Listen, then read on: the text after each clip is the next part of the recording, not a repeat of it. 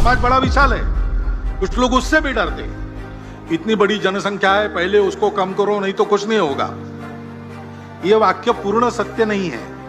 ये बात सही है, जनसंख्या जितनी ज्यादा उतना बहुत ज्यादा, लेकिन यही एक बात नहीं है। क्योंकि जनसंख्या जैसे एक बोझ के रूप में देखी जा सकती है, वैसे जनसंख्या का ठीक से उपयोग किया तो एक साधन बनता है, एसेट बनता है। आज अपनी इतनी ज्यादा जनसंख्या है तो जैसे उसका वर्णन बोझ के रूप में हो सकता है, वैसे हम ये भी कह सकते हैं कि हम आज डेमोग्राफिक डिविडेंड की स्थिति में है। 57 करोड़ युवाओं की संख्या किसी दुनिया के देश में नहीं है। चीन हमारा पड़ोसी बूढ़ा हो चुका है, हम जवान रहने वाले 30 साल तक। इस जनसंख्या में प्रमाण का भी संतुलन चाहिए। हम भुगते हैं, जनसंख्या का असंतुलन हुआ तो 50 साल पहले उसके गंभीर परिणामों को हमने भुगता। और केवल हमारा ऐसा हुआ ऐसा नहीं, आज की तारीख में पूर्व तिमोर नाम का एक नया देश बना, दक्षिण सुदान नाम का नया देश बना, कोसोवो बना। जनसंख्या में पंथ संप्रदाय के प्रमाण में अंतर आने से नए देश बन गए, देश टूट गए।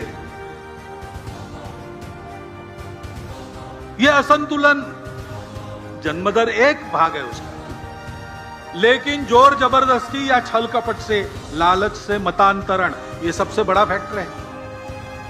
और जहां सीमा पार से घुसपैठ होती है, वहां घुसपैठ से भी यह होता है। उस संतुलन का भी ध्यान रखना देश हित की दृष्टि से अनिवार्य बात है। और इसलिए जनसंख्या की एक समग्र नीति बने, वो सब पर समान रूप से लागू हो। एक बार बनने के बाद किसी को छूट न मिले और समाज इसको स्वीकार कर ले, इसलिए उसके लिए मन बनाकर उसको लाया जाए, इसकी आवश्यकता है। क्योंकि फिर से समाज में अगर उसको नहीं माना तो नीति क्या करेगी? समाज स्वीकार करता है, अगर लाभ देने वाली बात है, स्वार्थ की बात है, समाज सहर्ष स्वीकार करता है, उसको लिए समझाना नहीं पड़ता।